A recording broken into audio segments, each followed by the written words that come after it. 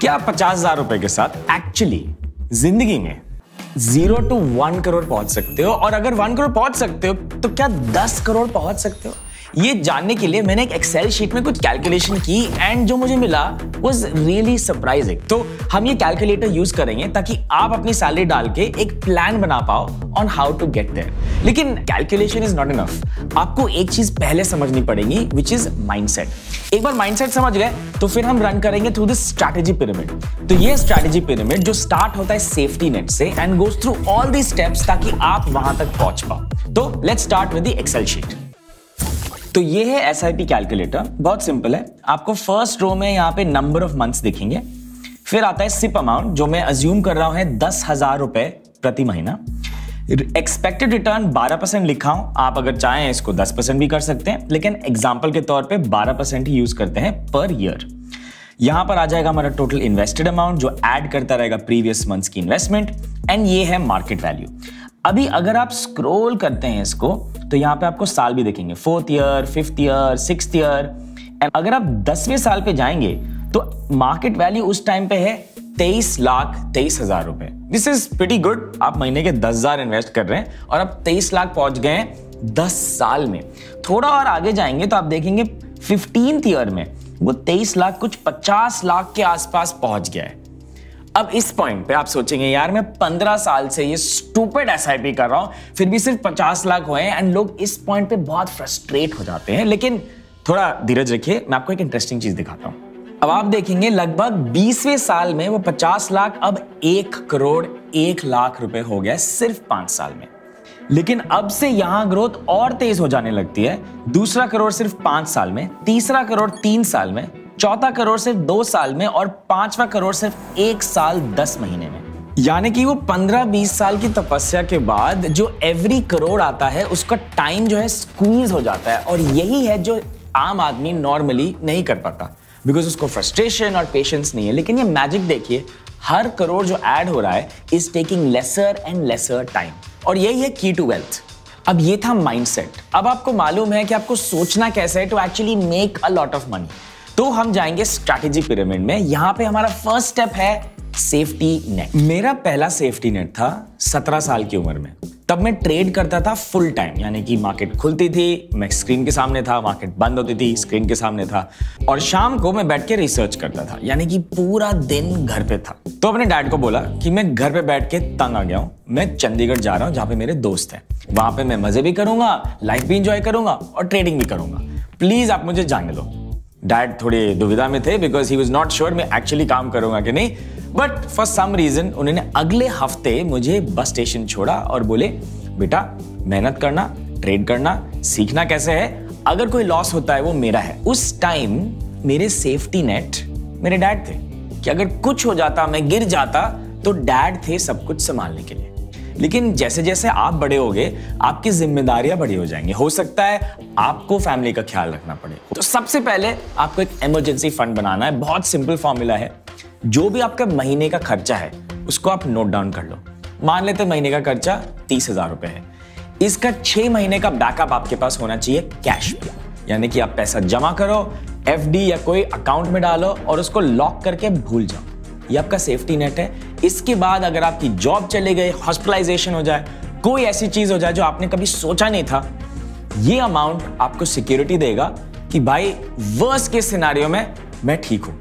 मैं एक और चीज रेकमेंड करूंगा, ये 6 महीने का बैकअप नहीं, अगर 12 महीने का बैकअप कर सकते हो तो कॉन्फिडेंस थोड़ा और बढ़ जाता है। सेफ्टी नेट का दूसरा पार्ट है एक लेटर। ये लेटर आपको लिखना है किसी एक पेरेंट को, मम्मी या पापा में से एक चुनिए, भाई है या बहन है उनको भी चुन सकते हैं, सबका नाम भी लिख सकते हैं। डियर उनका नाम लिखिए, मैं आपसे बहुत प्यार करता हूं, एंड क्योंकि मैं आपसे प्यार करता हूं मैं चाहता हूं कि आपको सब कुछ मिले। मैंने इतनी सेविंग की है कि आपका खाना, आपका रेंट, आपका घूमना फिरना और कोई भी आपको कंफर्ट है लाइफ का, आपके पास 10 साल का अमाउंट है। यानी कि अगर मैं गलती से कभी चला गया और मेरी जिंदगी नहीं रही, आप मुझे मिस तो जरूर करोगे लेकिन आपकी लाइफ में कोई कॉम्प्रोमाइज नहीं आएगा। मैं आपसे इतना प्यार करता हूं कि जाने के बाद भी आपके बारे में सोचा था। लव और अपना नाम लिखिए। अगर ये लिखते हुए आपको थोड़ा डर लगा तो आपको लाइफ इंश्योरेंस खरीदना चाहिए। लाइफ इंश्योरेंस इन्वेस्टमेंट नहीं है, it's a way to make sure कि आपके पेरेंट्स, आपके भाई बहन कंफर्टेबल हैं अगर आप अर्निंग मेंबर हैं फैमिली के। मुझे लगता है ये अल्टीमेट सिंबल ऑफ लव है। अब क्योंकि मैं आपको इमोशनल कर चुका हूं, थर्ड पार्ट में जाते हैं जो उतना इमोशनल नहीं है। ट्रेजेडी समझाता हूं क्या होता है। ट्रेजेडी ये है कि आप 5-6 साल कमाओ, कुछ एसेट बनाओ, इन्वेस्टमेंट करो, अच्छा सा जमा पूंजी करो और एक इवेंट से एक चोर आके वो सारा लेके चला जाए। खराब लगेगा ना? एक्चुअली हेल्थ इंश्योरेंस इसका काफी अच्छा सोल्यूशन है और मैं चोर यहां पे हेल्थ की बात कर रहा हूं। इमेजिन कीजिए कि कोई ऐसा इवेंट हो गया कि आपको हॉस्पिटलाइज होना पड़ा या किसी फैमिली मेंबर को हॉस्पिटलाइज होना पड़ा और उस एक इवेंट की वजह से a large part of your saving, 50-60% of your जमा पूंजी goes in that one hospitalization event. आप क्यों ऐसा रिस्क लोगे?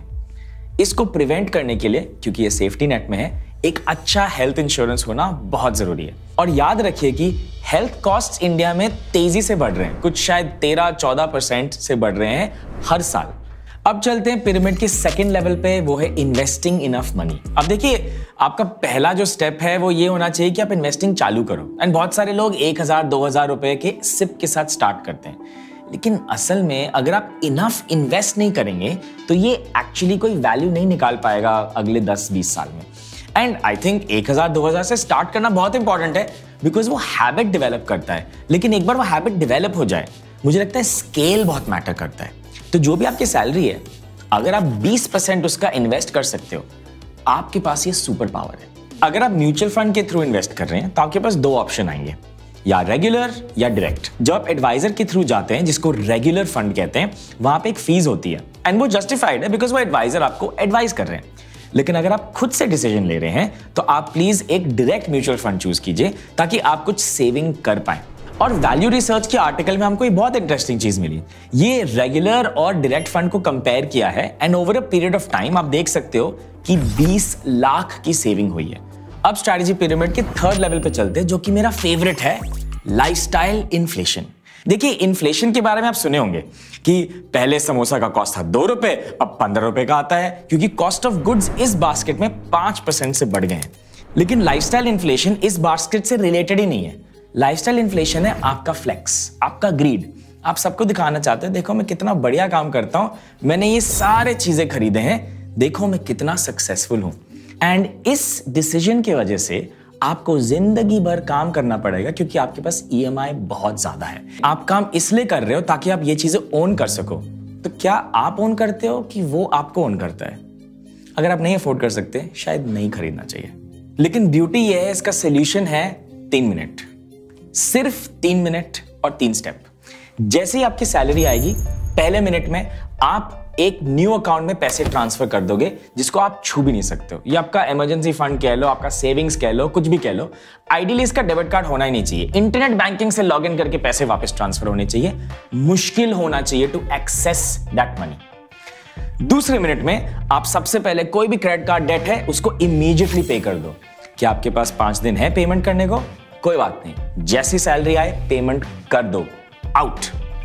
तीसरे मिनट में जो पैसे आपके पास बचते हैं, मैंने बोला था 20% ऑफ योर सैलरी, इतना अगर हो सकता है उसको सीधा अपने SIP में या इन्वेस्टिंग में या कहीं डाल दीजिए जहां पे इन्वेस्टमेंट हो रहा हो। अब क्या होगा, आपके पास होगा छोटा सा अमाउंट अकाउंट में, क्योंकि आपको बाकी का पैसा दिख नहीं रहा है। आप सिर्फ इन चीजों से डिसाइड करोगे कि मैं क्या खरीद सकता हूं। ये सिर्फ एक हैबिट है, क्योंकि अगर पैसा हमको दिख जाता है, खर्च हो ही जाता है, हम हैं तो ह्यूमन। एंड अब हम आ गए हैं final stage of the strategy pyramid, और ये एक्चुअली मेरा बहुत फेवरेट है, बिकॉज ये इन्वेस्टमेंट प्रोडक्ट शायद आपको मालूम ही नहीं है, तभी शायद आप ये वीडियो देख रहे हो। ये इन्वेस्टमेंट प्रोडक्ट 40% हर साल का देता है, यानी कि निफ्टी वगैरह तो सिर्फ 12-10% देते हैं। और जिसको ये सीक्रेट मालूम है, वो इतना पैसा कमाते हैं क्योंकि सिर्फ 1.5 साल में पैसा डबल होता है। और ये चीज है credit card. From the perspective of the owner of the credit card company, यानी कि इश्यूअर ऑफ द कंपनी, यानी कि वो कंपनी जो आपको क्रेडिट कार्ड देती है, क्योंकि ये लोग 40% हर साल चार्ज करते हैं, क्योंकि आपका ग्रीड है कुछ शाइनी ब्यूटीफुल खरीदने का। इसका ये मतलब है कि एडवांटेज उनके पास है, आपके पास डिसएडवांटेज है। ये कंपाउंडिंग का ऑपोजिट है और आपको ये बिल्कुल नहीं करना चाहिए। In fact a better way to look at this is कि आप अपने क्रेडिट कार्ड को डेबिट कार्ड की तरह सोचें। अगर आप ये सोचे कि 25,000 आपको स्वाइप करना है, क्या आपके पास 25,000 अकाउंट में है जो आप अभी जाके पे करके कंप्लीट कर सकते हो? अगर हाँ, तो वो परचेज ठीक है। अगर वो नहीं है तो आप अभी ओवर लेवरेज कर रहे हो और आप ये नहीं अफोर्ड कर सकते हो।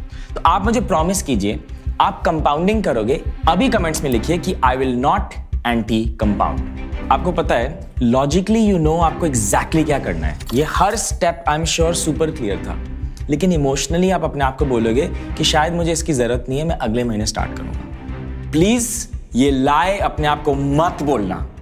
आप आज स्टार्ट करना एंड शायद आपका नेक्स्ट 10 years कंप्लीटली चेंज हो जाएगा।